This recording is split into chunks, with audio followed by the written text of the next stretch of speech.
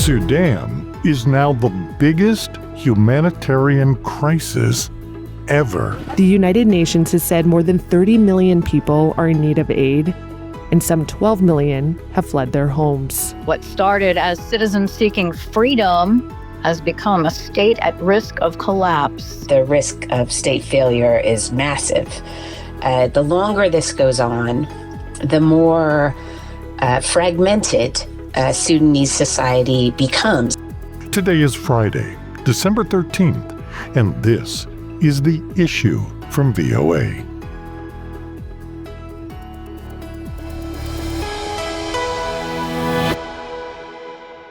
Hi, everyone. I'm Lori London. And I'm Scott Walterman. Our calls for humanitarian access to conflict hotspots in Sudan have never been more critical. Sudan has become the largest humanitarian crisis ever recorded, the largest displacement crisis in the world, and is heading toward one of the world's worst famines in decades. The country's collapse is accelerating as a brutal civil war fueled by outside powers devastates the lives of civilians. Just this week, at least 127 people, mostly civilians, were killed in Sudan by barrel bombs and shelling from the warring sides. We hear more now from Reuters correspondent Angela Johnston. More than 100 people were killed in Sudan when 8 barrel bombs hit a market in North Darfur on Monday, according to pro-democracy and human rights groups. One activist said that while there are typically a few soldiers in the market in town, most of those present were civilians, and that some bodies were too charred or mutilated to identify. The army has frequently targeted towns in North Darfur with airstrikes as it fights the paramilitary Rapid Support Forces, or RSF, for control of the state capital. The army denied responsibility for the attack on the market, but insisted it had the right to target any location used by the RSF for military purposes. The RSF did not immediately respond to a request for comment. The conflict has been turning increasingly bloody as ceasefire efforts have stalled and crises elsewhere have dominated world attention. On Tuesday, the RSF aimed heavy artillery fire at an army-controlled sector of Omdurman, residents said. The group Emergency Lawyers said at least 20 people were killed, while the state government said 65 people died. At the Zamzam camp for displaced people in North Darfur, where famine has been declared, 7 people were killed in shelling on Tuesday, according to one official. Both sides have targeted densely populated civilian areas in the 20-month-old war. The army has stepped up airstrikes in the half of the country that the RSF controls, while the RSF has staged raids on villages and intense artillery strikes. That was Reuters correspondent Angela Johnston reporting.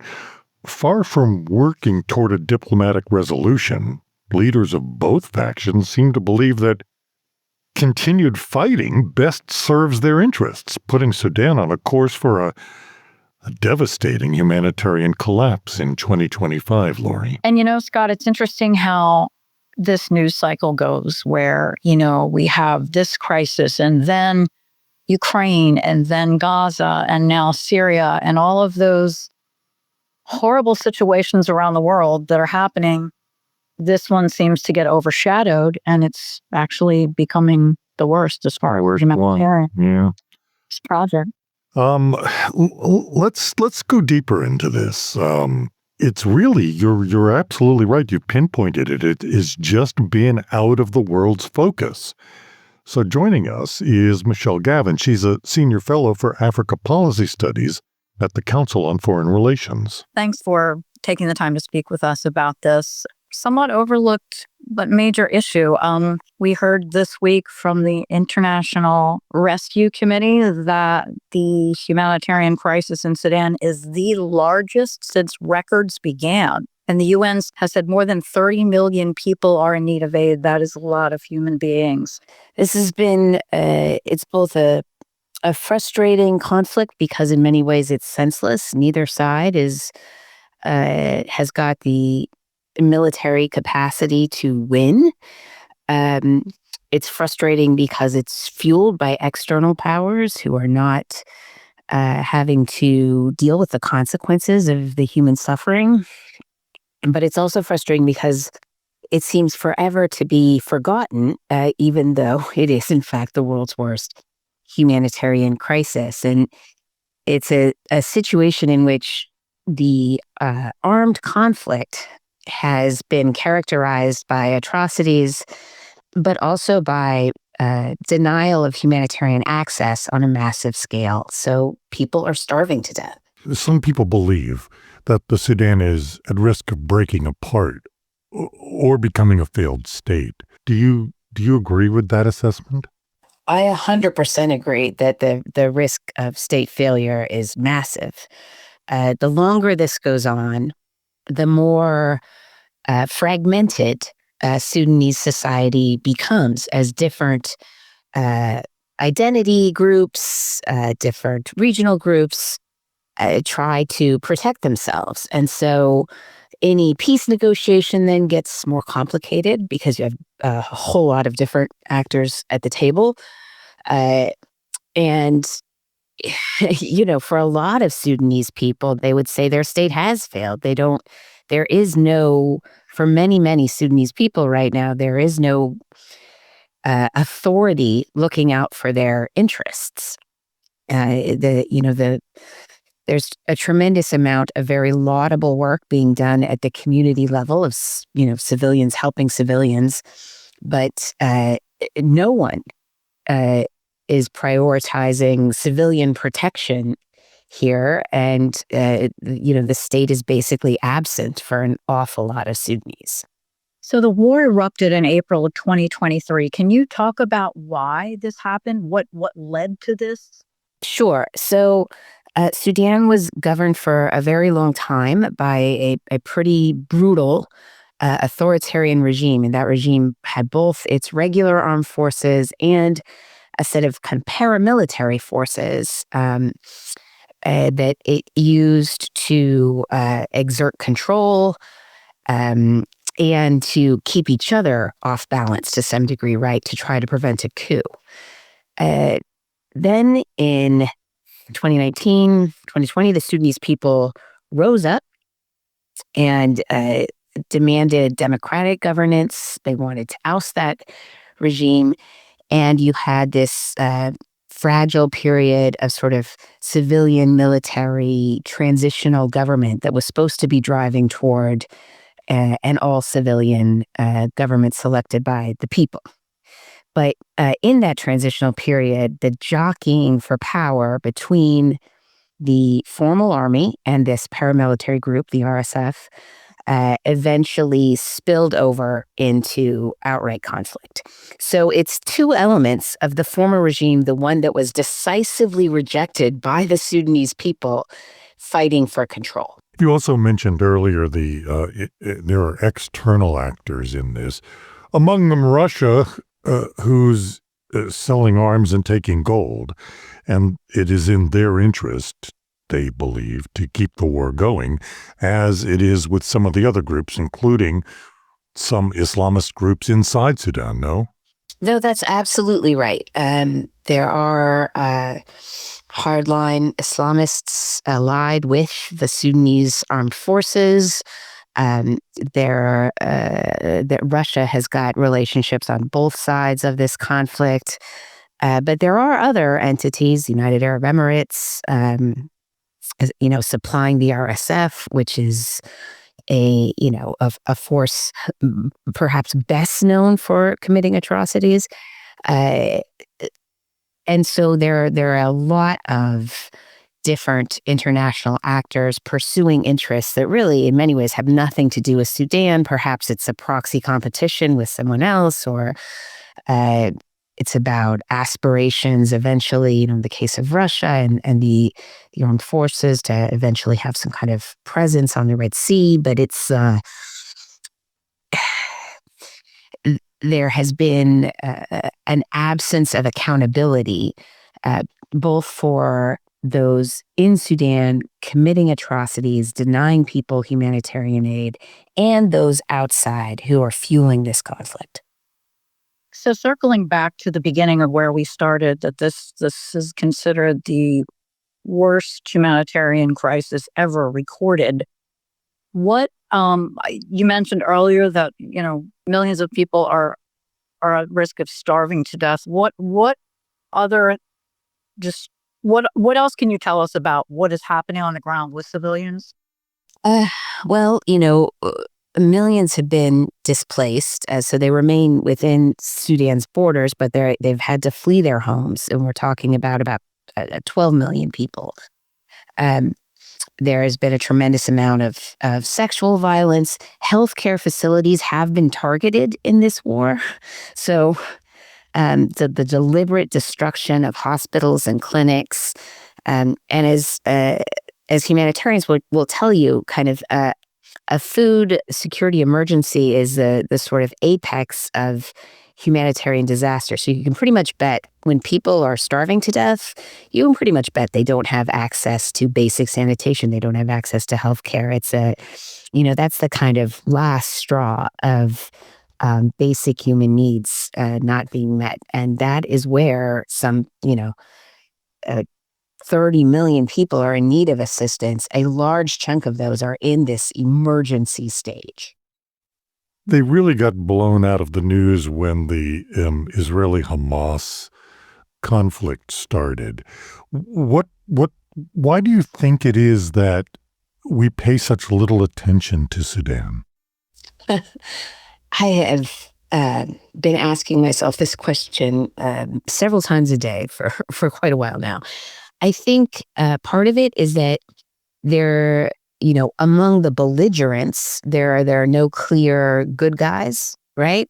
Both sides are unpopular with the Sudanese people, and both sides have committed atrocities. So that's perhaps part of it.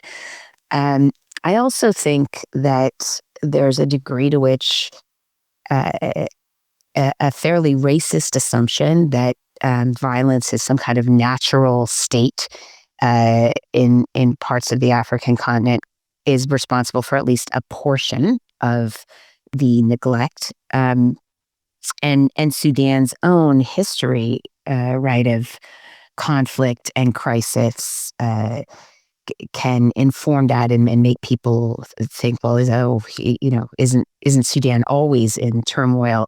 Which is such a shame, because Sudan was such an exciting story of people, very brave civilians, risking everything to try and take their country in a different direction. I don't totally understand why it's not getting more attention, because there certainly are consequences and spillover effects that will have a real impact on the interests of many, many societies, not just Sudan's neighbors. Turkey says it wants to step in to try to resolve disputes between Sudan and the United Arab Emirates, as you mentioned. What can they do, or any other nation? What needs to happen and to have this thing end and have this crisis turn around? Is there any resolution that makes sense at this point? Well, since neither side is strong enough to defeat the other, there should be a reasonable incentive to come to the table. So what needs to happen? I do think it's more accountability and exposure and risk for the entities that continue to fuel this conflict with weapons and with money. And then there needs to be a comprehensive discussion of what kind of security guarantees all parties here need to see to take their foot off the gas, as it were, in terms of fueling this conflict. So if some of these entities are providing these weapons because they believe that if they don't, an antagonist will gain some kind of important strategic advantage, then okay, let's figure out how to address that security concern. So there needs to be a really comprehensive dialogue to try and address core concerns, so that all the fuel that keeps getting poured on this fire is no longer forthcoming. The United Nations has tried to get them to the table and been unsuccessful. Do you think that that's even possible to bring the two to the table? Well, I think it's about more than just the two belligerents within Sudan. It's about their backers and sponsors. I do think it's possible, but it requires a degree of focus and will and willingness to accept the costs and consequences of pressuring some other entities that, some of those costs are significant. I don't have a lot of hope that the UN is going to be the most effective mediating entity, just because the UN is having trouble with efficacy across the board these days because of, overall geopolitical tension. All right. Michelle, thank you so much for taking the time to talk to us about this and bring this to light. Thank you so much for covering it. Thank you. Michelle Gavin, a senior fellow for Africa Policy Studies at the Council on Foreign Relations. You can really tell this is a policy analyst, and yet you can tell by the tone of the conversation that there's just such a level of concern and sort of an unknowing on what is going to happen to these real human beings that are suffering terribly and no end in sight.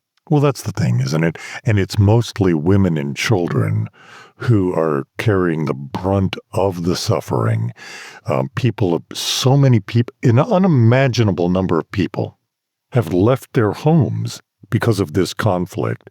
A conflict which has no end in sight, which cannot be won by either side, being fueled by outside parties who are simply profiting from it. All the humanitarian aid organizations out there that are trying to help these people and trying to help people in Gaza, it's overwhelming. The need across the world, really, and the places that the need is the most, that these aid organizations, while stretched thin, aren't even able to get in to do the work that they could be doing to help. Sad. This has been The Issue from the Voice of America. On behalf of all of us here at VOA, we thank you so much for joining us. Follow The Issue on X, on Blue Sky, and on Facebook at VOA, The Issue, all one word. And for News 24/7, go to our website. That's voanews.com. In Washington, I'm Lori London. And I'm Scott Walterman. We'll talk to you next week.